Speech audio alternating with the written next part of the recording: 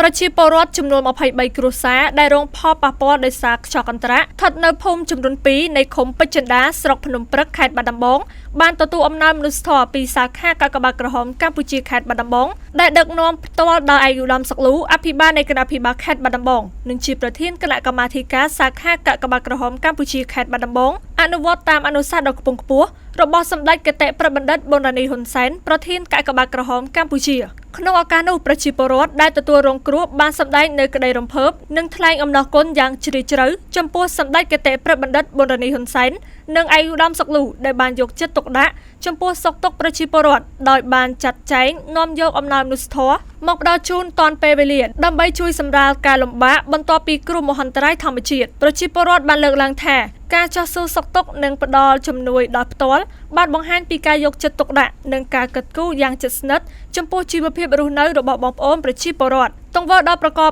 ដោយមនុស្សធម៌នេះបានផ្ដល់នូវកម្លាំងចិត្តក្តីសង្ឃឹមនិងភាពកក់ក្ដៅដល់គ្រួសាររងគ្រោះក្នុងគ្រាដែលពួកគាត់កំពុងប្រឈមនឹងការលំបាកជាមួយគ្នានេះប្រជាពលរដ្ឋបានសម្ដែងនូវការកោតសរសើរចំពោះថ្នាក់ដឹកនាំតែងតែយកចិត្តទុកដាក់ចោះដល់មូលដ្ឋានបានទាន់ពេលវេលានិងមិនទុកឲ្យប្រជាពលរដ្ឋណាម្នាក់ប្រឈមនឹងការលំបាកដោយខ្វះខាតការយកចិត្តទុកដាក់នោះឡើយខ្ញុំថ្លែងអំណរគុណដែលគាត់បានចុះជួយជាពលរដ្ឋដែលរងគ្រោះទាំងអស់គ្នាអញ្ចឹងគាត់ល្អគាត់គ្រប់គ្រងបានខ្ញុំសូមថ្លែងអំណរគុណដ៏ជ្រាលជ្រៅចំពោះគាត់ដែលបានឧបត្ថម្ភខ្ញុំដែលខ្ញុំជួបការលំបាកក្នុងឱកាសដ៏មានន័យនេះប្រជាពលរដ្ឋទាំងអស់ក៏បានសូមគោរពជូនពរសម្ដេចគតិប្រិយបណ្ឌិតប៊ុនរ៉ានីហ៊ុនសែននិងឯកឧត្តមសុកលូសូមមានសុខភាពល្អបរិបូរណ៍កម្លាំងមាំមួនប្រាជ្ញាឈ្លាសវៃនិងបន្តដឹកនាំការងារមនុស្សធម៌ដើម្បីជាប្រយោជន៍ដល់ប្រជាពលរដ្ឋនិងការអភិវឌ្ឍសង្គមជាតិជាបន្តទៅទៀត